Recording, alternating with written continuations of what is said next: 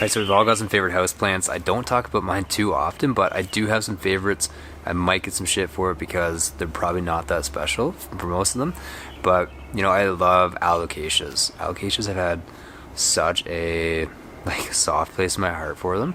I don't know why, but I've always loved dinosaurs, and for some reason alocasias remind me so much of just like a dinosaur tropical plant that you'd find if you were just kind of walking around in like dinosaur land. I don't know, I picture big huge alocasias. I don't know if it's kind of like the shape of them. The undersides are so cool too. I love anytime plants have like a purple coloration underneath, and I just think it's so cool to see that contrast of green and purple. So, and they love to be moist. Coming from growing cannabis specifically, they love water a lot of the time, so trying to transition from that into a lot of houseplants was not an easy transition. I killed so many plants from overwatering, underwater them as well, 100%. Everybody's done it. But yeah, so alocasias have just been one big love of mine, and I struggle to keep them alive sometimes, but you know, I love it when I do. My second one would be pothos, I think. I love good pothos. I love any trailing plants. Even in our house right now, you know, we've got one that we've been trailing for a couple of years now, and it's just so cool to see kind of trailing inside the living room. And you know, eventually I want to kind of trail it like all along the ceiling, and I just think it brings such a cool natural vibe to any space when you have kind of like a trailing plant everywhere. It's really got nice leaves. We've got some that have some variegated leaves on it as well, which is really cool to see.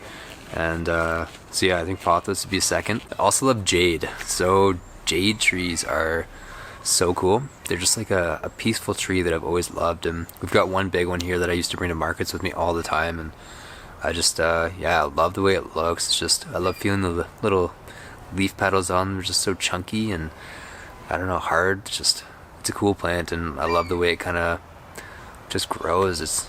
I don't know, to me it's a peaceful plant, and I really enjoy that one. My fourth I guess would be begonias.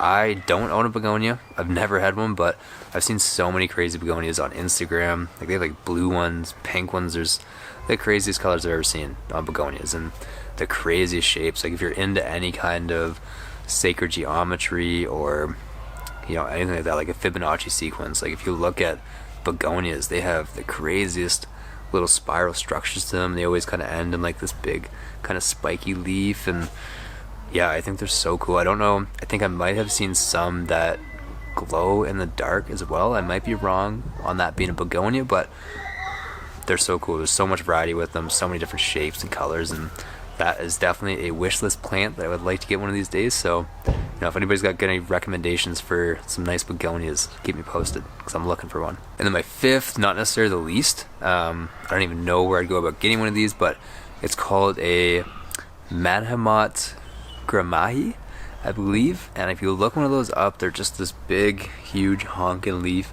and they just have, I think it's got like a big full center on it, and then just like these little kind of cool shaped spiky little petals that go all around the outside, and they're such a cool, crazy looking plant that, you know, the first time I saw one I didn't even think it was real. It's pretty cool. But so that I would say would be a wish list plant that I don't even know. I've never seen one in Canada, but they're really cool. So if you ever get to see a Manhamat Gramahi, I don't know where they're from. I'm assuming Thailand or somewhere in that area in Asia. But yeah, they're really cool plants. So those are my 5 favorite houseplants, and yeah, I'm always kind of saving more of them because there's so many special, unique plants that I would love to have one day. But you know, I love making fertilizers for you guys, so I don't have enough time to look after plants as much these days. So, but one day.